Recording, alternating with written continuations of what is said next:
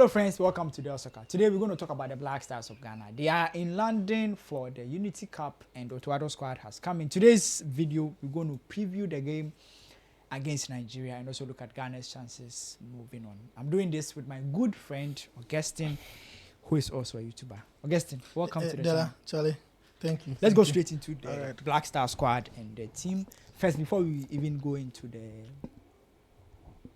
analysis of the game itself and what we should expect from Otuado, the squad itself, what do you make of it? So this is a squad that we have to go with at this point in time, because we have most of our players being sidelined due to injury. It's also off season. The season ended just last weekend, so most of the players do have tired legs. Players like Thomas Partey, Ibrahim Sulemana, Mohamed Kudus, they've done a lot this season. They've played games. They really played games, competitive games as well.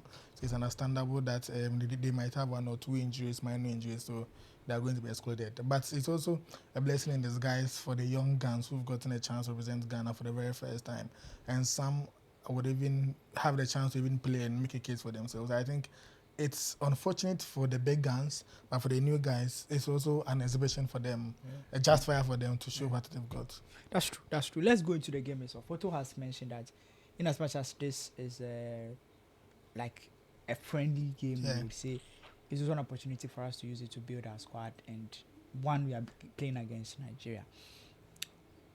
How is it going to be like one of them tough games for Ghana, or should be looking at how Nigeria themselves have not been stable for a while?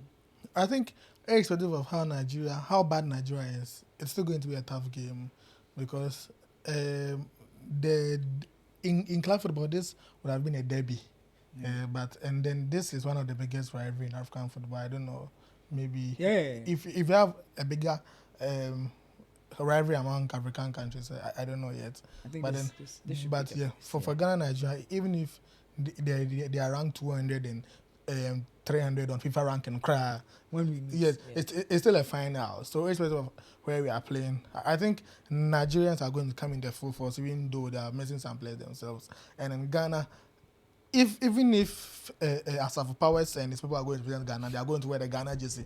It's still Ghana. It will be a tough match. Yes, it's still Ghana. And the game has been treated with all seriousness. So I think it's going to be a very tough game for both teams, and they need to grind the results from the hardest part of it. Yeah, because Nigeria themselves, I think Nigeria needs this victory more than Ghana, I think. Really? Because of how inconsistent they've been under this new coach. And the coach needs some confidence. Like, he needs to instill confidence in the team, and also tell the Nigerian supporters that I'm in charge and I'm doing well. Because they brought him in, they are struggling to qualify for the World Cup, basically out of the World Cup qualifiers. And they find themselves in a position where the fans themselves are not setting on the kind of Nigerian national team that they would get. And what is the better way to tell your Ghanaian, your Nigerian fans that still trust in us? The best is by beating Ghana, because when you beat Ghana, you increase your bragging rights, and you also give the fans something, a banter content to talk about. So I think a lot of pressure on, there's more pressure on Nigeria than on Ghana.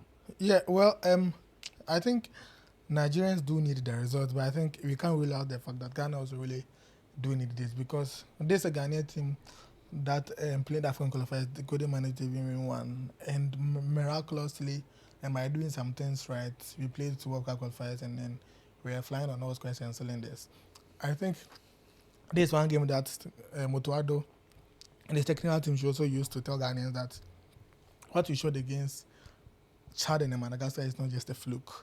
It's a step in the right direction, and we're continuing in the next 2 games, possibly in the final or 3rd place. We'll play in the Unity Cup. So I think Ghana also really do need this result to boost the squad. And if you are getting results, it means some players will show up. And it will be a positive reflection for some of the players as well. But Nigerians, of course, they need this, but that shouldn't be something we should care about. We don't care about it, man. I think you're right there. We shouldn't care about it. I think you're right there, because Photo himself, it's because we qualify we are closer to qualifying for the World Cup. So and in football, you're as good as your last result. Yeah, so that's true. The last game here, you were great. Now you are playing against Nigeria. Imagine Nigeria beats you 4-0. Like, that means like the first one, it's like we are not sure of the Otuado that you're going to get. But this is also an opportunity for Otuado to prove to Ghanaians that I have arrived. Imagine he goes to Nigeria, beats them 4-0. That's like Yeah, wow. You yeah. go ahead and go and win it. That's a statement win Yeah, actually. yeah. That's like you are making a statement to let Ghanaian know that yeah, you have arrived. This is I think this is going to be a game where Otuado will be forced to play a lot of new players. Okay. When I say new, like if you look at the names here, these are names that's in and out of the team. Like Okay. apart from the 5 debutants, the rest are players that are in and around the team. However, most of them haven't played together. Yeah, It's that's going to true. be like it's going to be a game where Otuado would have to play players. Do you think it would have any impact on the on Yeah, it's going to have an impact on them because national team rewards continuity and then telepathy. It's you see national team is doing something great. Every national team that seems to do something great. We saw Spain, we saw Argentina recently, and these are all teams. Although they have new guys coming, but the new guys do come, and then you realize there's some sort of There's a chemistry. core, yeah. Yes, and they also call off the OGs, also making sure that things are calm because for the Spanish team you have the core of some players making Morata.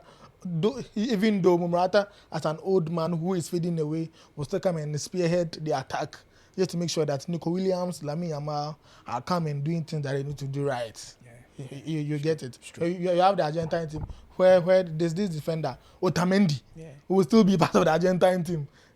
Starting ahead of Lisandro Martinez and others, make sure that things are calm in the back line. So I think yes, it's just good that we have some of these OGs among the squad. It was going to be something like a disaster if you had only new guys. Which I believe, for example, the attack we have Jordan Ayew who will be controlling everything that goes on there. If he plays with a new guy like someone new, maybe Afnejan, although he's not that new, but then if he pairs with him, for instance, I believe Jordan Ayew, after making sure he puts the ball at the back of the end, going to make sure that Afnejan runs through the correct channels. If you come to Poku, he does what is right, and I believe that's what's going to help.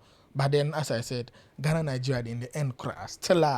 If it be cripples, then they play crash. So it'll be tough match. It'll be tough match. Yeah, I think for that you are right because no matter like the opponent, like no matter the type of game you are playing, Ghana Nigeria in every level of competition is tough. Yeah. And then we are hoping that Otuado would really make things count because I think he himself, there are still some Ghanaians who feel like he really no reach like that. But in as much as he has been able to do this and gone over the head in the World Cup qualifiers, I think the AFCON qualifiers, failing to qualify for the AFCON will still be on his head. And he will always take any opportunity to make things count. Let's look at the other players that didn't show up. Like, is it a big deal?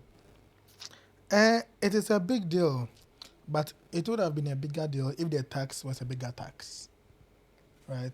This tax is not a do or die tax. Come on. It's a friendly game. Yeah. Unity Cup.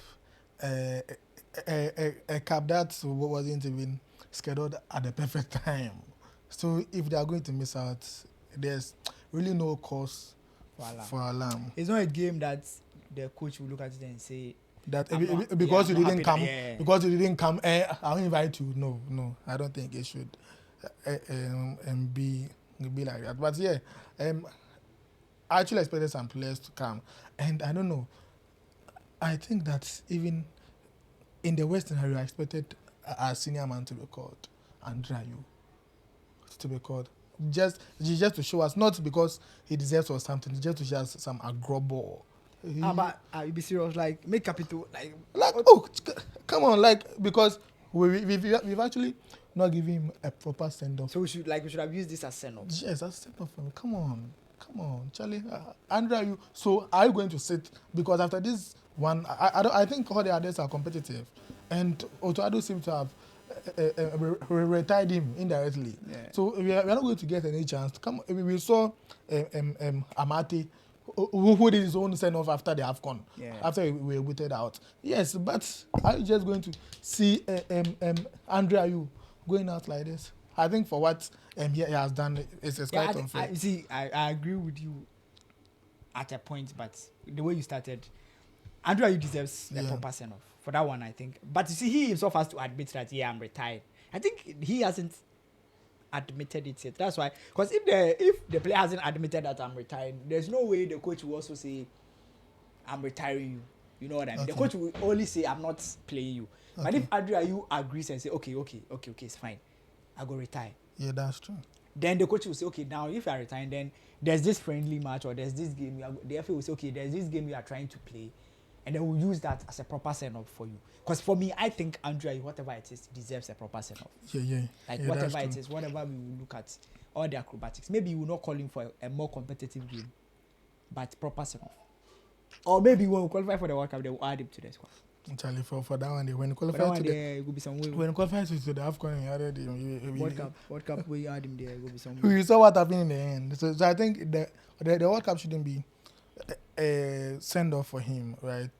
I don't think it should be at the highest level, but then any Should kind find of some way. yes, we should find and this was the best way to That's what I'm saying. If the guy hasn't agreed, if Capito hasn't agreed to retire, you the coach, you can't do a send off for him.